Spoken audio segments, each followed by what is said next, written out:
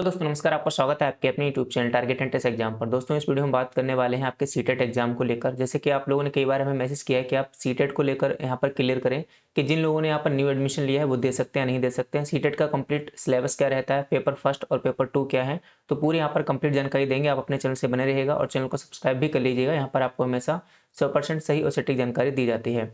बाकी अपना application launch हो चुका तो आप एप्लीकेशन को डाउनलोड कर लें। यहाँ पर आपको जो सीटेट के जो फ्री टेस्ट सीरीज हैं, यहाँ पर पूरे 5 मॉक टेस्ट आपको फ्री दिए गए हैं, तो उनको आप जो फ्री में एक्सेस कर सकते हैं। किस तरीके से आपको एक्सेस करना है उसके बारे में हम नेक्स्ट वीडियो में बता देंगे। इस बारे में पूरा आपको सिलेबस बताते हैं और आप एप्लीकेशन को जो है डाउनलोड करके यहाँ पर रखिएगा। देखिए यहाँ पर सीटेट के जो पेपर हैं वो 2 पेपर होते हैं, सीटेट पेपर 1 और सीटेट पेपर 2।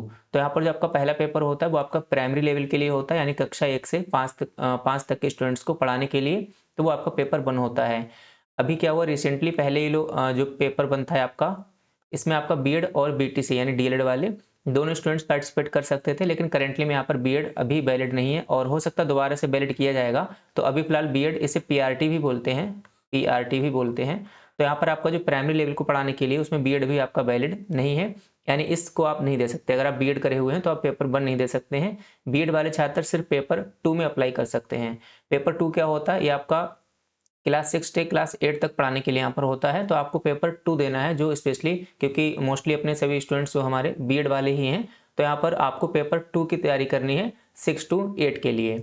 आपको तैयारी क्यों करनी है सीटेट की, क्योंकि यहाँ पर जो भी केवीएस है, एनवीएस है, जो भी वैकेंसीज आती हैं उनमें मेनली आपका सीटेट जो है मांगा जाता है टीचिंग वैकेंसी के लिए। तो आपका सीटेट जो है पास होना जरूरी है और बेहतर ये रहेगा कि आप विद इन बीएड यानी कि बीएड के अंदर अंदर ही इसको सीटेट पास कर लें। जिससे क्या होगा, जैसे आप बीएड क्वालिफाई हो जाएंगे यानी बीएड आप पास आउट कर जाएंगे, फिर जो भी वैकेंसीज आएंगी उसमें आप तुरंत अप्लाई कर सकते हैं। कहीं ऐसा ना हो आपका बीएड हो जाए फिर आपका सीटेट ना हुआ हो, फिर आप 1 साल सीटेट के लिए वेट करें, तो ऐसा आपको नहीं करना है। आपको बीएड के दौरान ही अपना सीटेट जो हर हाल में क्वालिफाई कर लेना। इजी है, आराम से आप कर लेंगे। चलिए आगे की बात समझते हैं। यहाँ पर क्या होगा, जो आपका पेपर होगा उसमें आपके पूरे 150 क्वेश्चन होंगे, ठीक है, यानी आपके 150 प्रश्न होंगे और प्रत्येक क्वेश्चन आपका 1 नंबर का होगा, यानी कि जो टोटल मार्क्स होंगे आपके वो 150 मार्क्स का आपको पेपर होता है। और सबसे अच्छी बात है कि इसमें नेगेटिव मार्किंग नहीं होती है, यानी कि ऐसा नहीं है कि आपका गलत क्वेश्चन करने पर आपका जो है मार्क्स कट जाएगा। जैसे कि बीएड एंट्रेंस में हुआ था, उसमें अगर आप गलत कोई क्वेश्चन करते थे तो आपका सही वाला मार्क्स यहाँ पर कट जाता था। तो आपको क्या करना है, आपके यहाँ पर कोई भी आपकी नेगेटिव मार्किंग नहीं है, यानी आपका टोटल जो है 150 नंबर का क्वेश्चन रहेगा, जो आप सही करके आएंगे प्रत्येक सही क्वेश्चन के लिए आपको 1 नंबर मिल जाएगा। तो एक ही पॉजिटिव बात है, यानी कि सही बात है आपके लिए। इसके बाद हम इसके सिलेबस की बात करेंगे। तो जो प्राइमरी लेवल का सिलेबस है वो आपका ये रहेगा, उसमें आपके 5 उसमें पार्ट्स होंगे, जिसमें 30-30 क्वेश्चन प्रत्येक पार्ट्स के आपके रहेंगे। बाल विकास और शिक्षा शास्त्र, लैंग्वेज फर्स्ट, लैंग्वेज सेकंड, गणित और पर्यावरण अध्ययन, ठीक है। तो ये तो बात डीएलएड वाले के लिए रही, यानी कि प्राइमरी पेपर के लिए। अपना जो मेन काम है पेपर 2 के लिए, बाकी थोड़ा डिटेल में सिलेबस है जो कि आप देख सकते हैं।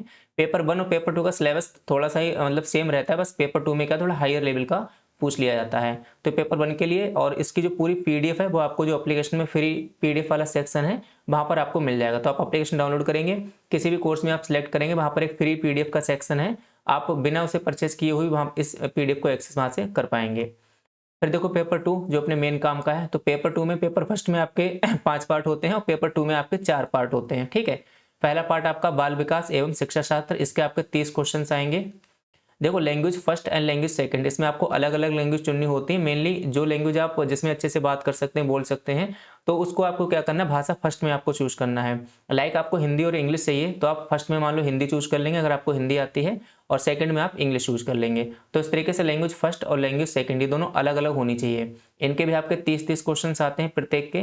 इसके बाद अगर आप साइंस बैकग्राउंड से हैं तो आप गणित और विज्ञान चूज कर लेंगे। अगर आप आर्ट्स बैकग्राउंड से या फिर किसी भी अदर सब्जेक्ट से हैं तो आप सामाजिक अध्ययन यानी कि सामाजिक विज्ञान आप चूज कर लेंगे, एसएसटी, ठीक है। तो साइंस या एसएसटी, इसमें से आप दोनों में से कोई एक चूज करेंगे, जहां पर पूरे 60 क्वेश्चन आएंगे। यानी अगर आप साइंस चूज करेंगे तो आपको पूरे साइंस के 60 क्वेश्चन देखने को मिलेंगे, और अगर आप एसएसटी यानी सामाजिक विज्ञान चूज करेंगे तो वहां पर पूरे आपको 60 क्वेश्चन देखने को मिलेंगे। इस तरीके से टोटल आपके 150 क्वेश्चन हो जाएंगे और प्रत्येक क्वेश्चन आपका 1 नंबर का रहेगा। लेकिन अभी भी इसका जो रेशियो है वो पास करने वाले स्टूडेंट्स का बहुत कम है, यानी मैक्सिमम हर साल जो है स्टूडेंट्स इसको देते हैं, उसमें से बहुत कम परसेंटेज वाले स्टूडेंट्स यहाँ पर पास हो पाते हैं।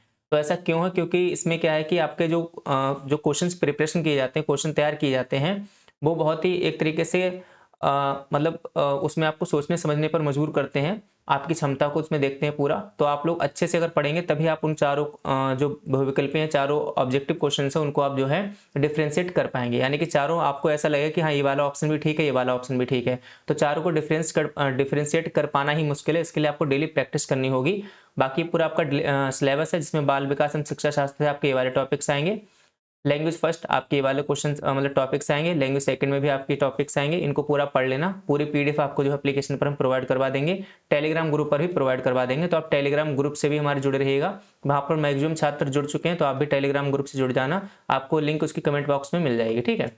इसके बाद अगर आप साइंस लेते हैं तो आपको ये सारे जो है क्वेश्चंस पढ़ने होंगे। अगर आप एसएसटी लेते हैं तो आप ये सारे टॉपिक्स आपको जो है पढ़ने रहेंगे।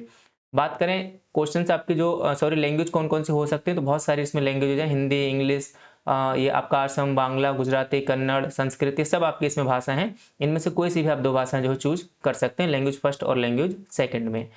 क्वालिफाइंग मार्क्स की बात करें कि कितने नंबर पर आप पास हो सकते हैं, तो अगर आप जनरल कैटेगरी से हैं तो यहाँ पर आपको 60% चाहिए होते हैं, तो 150 का 60% यानी कि 90 मार्क्स आपको चाहिए पास होने के लिए, ठीक है। 90 मार्क्स चाहिए आपको पास होने के लिए।